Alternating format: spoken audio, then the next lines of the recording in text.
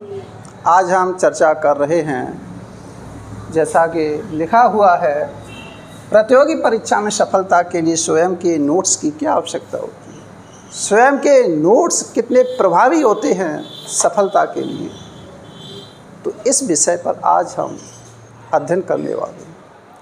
तो पहले हम आपको ये बता दें कि प्रतियोगी जो है उसके स्वयं के नोट्स कितने प्रभावी होंगे, उसकी आवश्यकता क्यों है, उसकी आवश्यकता की पहले हम यहाँ पर बात कर लेते हैं।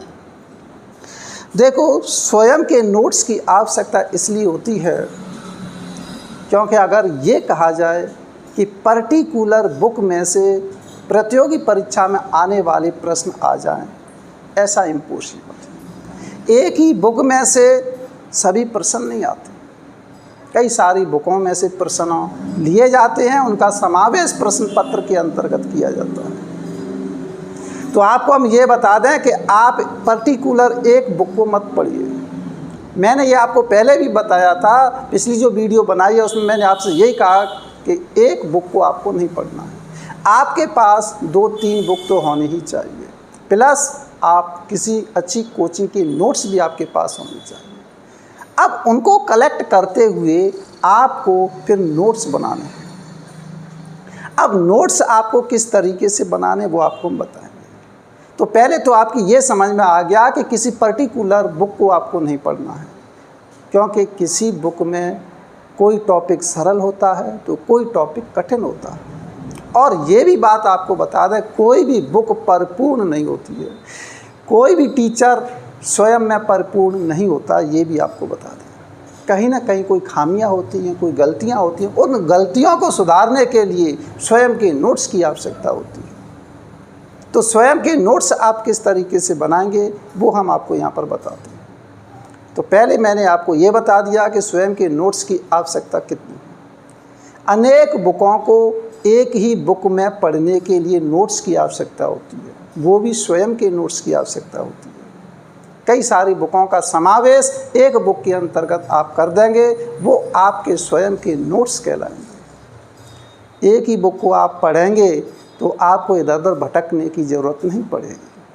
अरे पेपर के टाइम पर कई सारी बुक आप नहीं पढ़ पाएंगे, एक पर्टिकुलर बुक आप उठाएंगे पेपर के टाइम पर कि कैसे आपको रिवीजन करना है, तो पर्टिकुलर एक बुक को उठाइए और उसका रिवीजन करते जाइए। संक्षेप में आप रिवीजन करोगे उसका, तो एक बुक का रिवीजन पेपर के टाइम पर हो नहीं पाता है, तो 4-4 बुक का रिवीजन आप कैसे करेंगे।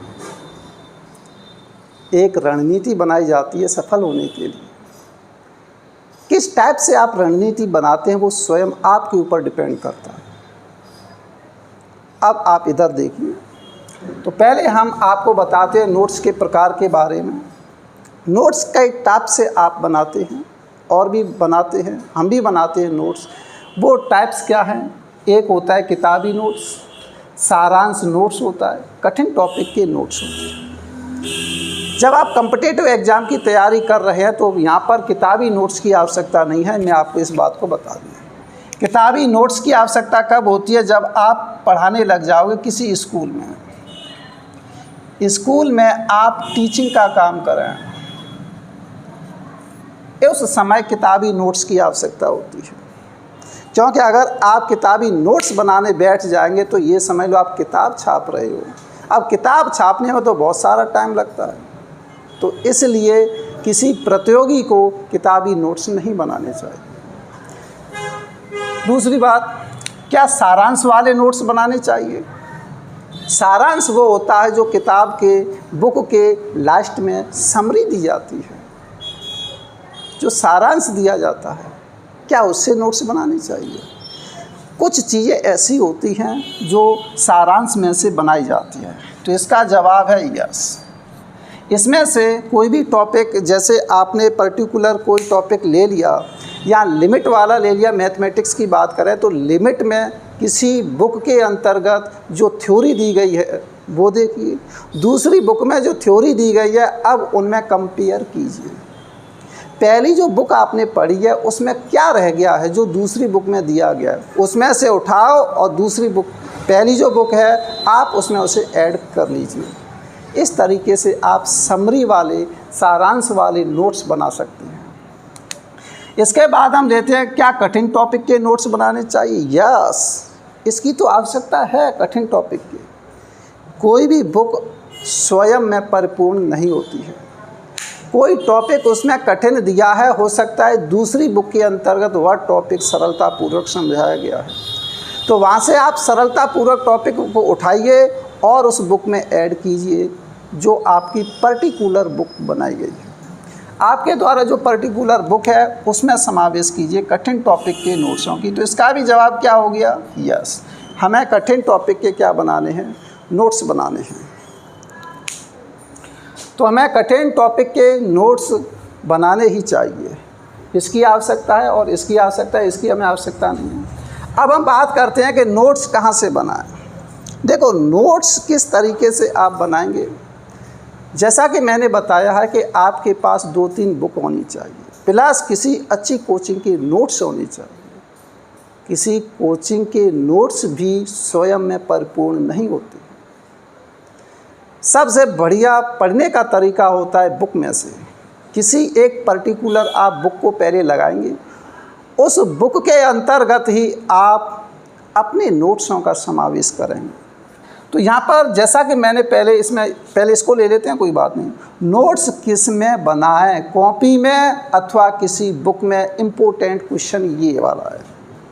बच्चे कन्फ्यूजन की स्थिति में होते हैं कि सर हम कॉपी में बनाएं या किसी बुक में। प्रतियोगी के लिए सबसे बढ़िया नोट्स बनाने का जो तरीका है वो बुक के अंदर ही बनाने चाहिए।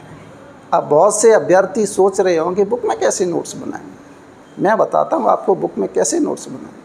देखिए, आप बिलीव नहीं करेंगे कि किस तरीके से बनाए जाते हैं। ये एक मेरी पर्टिकुलर जीके वाली बुक है। इसमें मैंने समावेश किया है दूसरी बुक में से। ये बहुत पुरानी है, जैसा कि आपको इसमें नज़र आ रहा है, राजस्थान की जियोग्राफी है। इसमें कुछ जो मैटर था वो नहीं था, वो दूसरी बुक में से मैंने इसमें लिया है यहाँ पर। तो वो हाईलाइट कर दिया है कि किस तरीके से मुझे इसमें ऐड करना है। यहाँ कोई नोट्स हैं उनके माध्यम से मैंने इसमें ऐड किया है। तो ऐसा देखो, जीके के अंतर्गत इसकी आवश्यकता है। जीके के अंतर्गत किसी 2 बुक को आप अच्छी तरीके से नहीं पढ़ पाएंगे। उसमें से कुछ मैटर उठाइए जो अच्छा है, उस मैटर को फर्स्ट वाली बुक के अंतर्गत आप ऐड कीजिए। इसी तरीके से जो अच्छा मैटर है उसको आप ऐड करते जाइए। पर्टिकुलर आपकी जो बुक है उसके नोट्स बहुत अच्छे हो जाएंगे। तो यहाँ पर देखिए आप, इसी तरीके से मैंने यहाँ पर सब कुछ लिखा गया है। यहाँ पर कि धौलपुर ज़िले का जो क्षेत्रफल है कितना होता है, जैसलमेर का जो क्षेत्रफल है वो कितना होता है, वो अच्छी तरीके से लिखा गया है। ये तो खैर छोटी सी बुक है, कोई बात नहीं। जो पहली बार तैयारी करते हैं तो उन्हें छोटी ही बुक की ही आवश्यकता होती है, आपको ये बता दें। बड़ी बुक को देख करके तो घबरा जाते हैं। जीके एक ऐसी सब्जेक्ट है, इसका अथाह भंडार है। इसे कोई भी अच्छी तरीके से क्लियर नहीं कर सकता है, क्योंकि जीके का तो ज्ञान बहुत ज़्यादा है।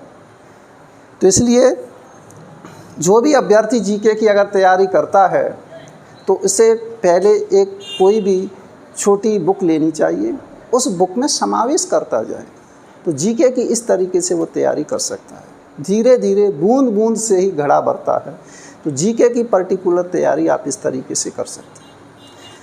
थोड़ा सा अब आपको और बता दें, मैथमेटिक्स का जैसे मैं अभ्यर्थी रहा था पहले, अब प्रेजेंट में तो मैं लेक्चरर हूँ, आपको पता ही है। तो यहाँ पर अब बताएं आपको,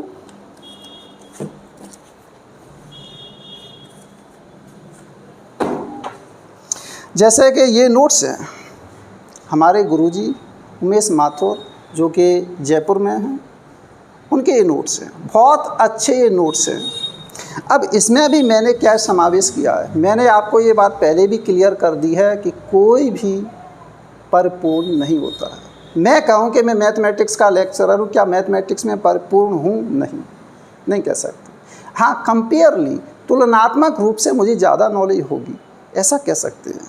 तो इसमें देखिए, हम आपको बताएं डायरेक्ट, कोई भी नोट्स हों या आपके पास कोई बुक हो तो उसी में आप अपने नोट्सों का समावेश कीजिए। जैसा कि मैंने इस बुक के अंतर्गत की, ये इस तरीके से ग्राफिकली मेथड के माध्यम से दूसरी बुक में से उठाया और इसमें समावेश कर दिया। और भी कई सारे इसमें हैं, बहुत सारे हैं मैटर।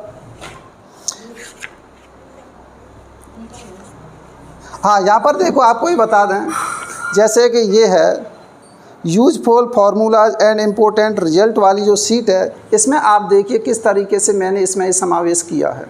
पूरा लिखा गया है, इसमें एक बुक में से उठा कर के दूसरी बुक में इस नोट्सों में मैंने इसका समावेश किया है। जैसा कि आपको विदित है कि अभाज्य संख्या हैं, अभाज्य संख्याओं का अब पर्यायवाची शब्द भी होता है। एक बुक में केवल अभाज्य संख्या लिखा है, दूसरी बुक में ऋण संख्या लिखा गया था। तो दूसरी बुक से उठा कर के पहली बुक में उसे ऐड कीजिए कि अभाज्य संख्याओं का दूसरा नाम क्या होता है, ऋण संख्या भी होता है। इसी तरीके से यहाँ पर जो भाज्य संख्या आपको दिखाई दे रही हैं, भाज्य संख्याओं के पर्यायवाची शब्द हैं, वो भी क्या होते हैं, यहाँ पर देखो 3 टाइप से लिखा गया है। भाज्य संख्याओं को संयुक्त संख्या भी कहते हैं और भाज्य संख्याओं को यौगिक संख्या भी कहा जाता है। तो कभी कभी इस तरीके से आ जाता है कि यौगिक संख्या कौन सी है, कौन सी नहीं है। तो ये सब डीपली नॉलेज के ऊपर आपको डिपेंड करेगा। डीपली नॉलेज आप तभी कर पाओगे जब एक बुक को नहीं 2-3 बुकों को आप पढ़ेंगे, तभी आपको डीपली नॉलेज हो पाएगी। तो ये तो मैंने आपको ही बताया। और भी मेरे पास कई सारी बुक हैं, जैसे कि ये जो मैटर मैंने उठाया है, यहाँ पर ये आपको गणित शास्त्र दिखाई दे रहा है, ये भी बहुत पुरानी बुक है। इसमें से मैटर मैंने उठाया है और अपने नोट्सों के अंतर्गत इसका समावेश किया है, जिससे परीक्षा के समय बहुत फास्ट रिवीजन किया जा सके। तो अनेक बुकों को फिर पढ़ने की आवश्यकता नहीं होती है। जैसा कि मैंने देखो यहाँ पर एक पर्टिकुलर ये पृष्ठ भी लिखा गया है और इसको मैंने यहाँ पर इस तरीके से लगा दिया है, जिससे रिवीजन करेंगे तो वो एक ही जगह आपको अच्छी तरीके से मिल सके। तो कहने का तात्पर्य यही है कि जब आपको नोट्स बनाने हों तो किसी बुक के अंतर्गत ही आप नोट्स बनाएं, क्योंकि इससे समय की बचत होगी और जब आप रिवीजन करेंगे परीक्षा के टाइम पर, उस समय कई बुकों को पढ़ने की आपको आवश्यकता नहीं होगी। तो यहाँ पर ये बात आपकी क्लियर हो गई कि नोट्स किस में बनाएं, कॉपी पे बनाएं या फिर बुक में बनाएं। तो आपको किसी पर्टिकुलर बुक में ही बनाने हैं, जिससे आपकी समय की क्या हो जाए, बचत हो जाए। कुछ पृष्ठ ले लो, आप उसमें लगा सकते हैं, या फिर एक पतली सी आप अलग से कॉपी ले सकते हैं। उसको उसी के साथ आपको रखना पड़ेगा, ये ध्यान रखना, क्योंकि परीक्षा के टाइम पर कुछ ऐसा होता है कि टाइम पर कोई चीज़ मिलती नहीं है। तो पतली सी आप अलग से बनाएंगे, कोई कॉपी बनाएंगे, तो वह हो सकता है कि उधर से गुम हो जाए। इसलिए आप उसी बुक के अंतर्गत उसे रखिए। तो यहाँ पर मैंने आपको ये बता दिया कि नोट्स किस में बनाए जाते हैं, किसी आपको बुक में ही बनाने हैं। नोट्स कहाँ से बनाएं, जैसे कि मैंने बताया कि आपके पास पहले से ही कोई स्वयं के कोई किसी कोचिंग संस्थान के नोट्स हैं, उसी में ही आप नोट्स बनाने लग जाइए, ऐसा आप कर सकते हैं। या फिर पर्टिकुलर बुक के अंतर्गत आप नोट्स बनाइए। इस तरीके से आप कठिन परिश्रम करोगे। परिश्रम तो होता है, ऐसी बात नहीं है। आप 3-3 बुकों में से मैटर लेंगे, आप उसमें ऐड करेंगे तो उसमें टाइम लगता है। यही इसी को तो हार्ड वर्क कहते हैं। आप जो चीज़ समय में नहीं आती है तो उसे आप हाईलाइट कर लीजिए, एन प्रकारेण किसी न किसी के माध्यम से उसे क्लियर करने का प्रयास कीजिए। तो हार्ड वर्क कीजिए और एक गुड स्ट्रेटजी बनाइए, आपको सफलता निश्चित मिलेगी। Thank you for watching.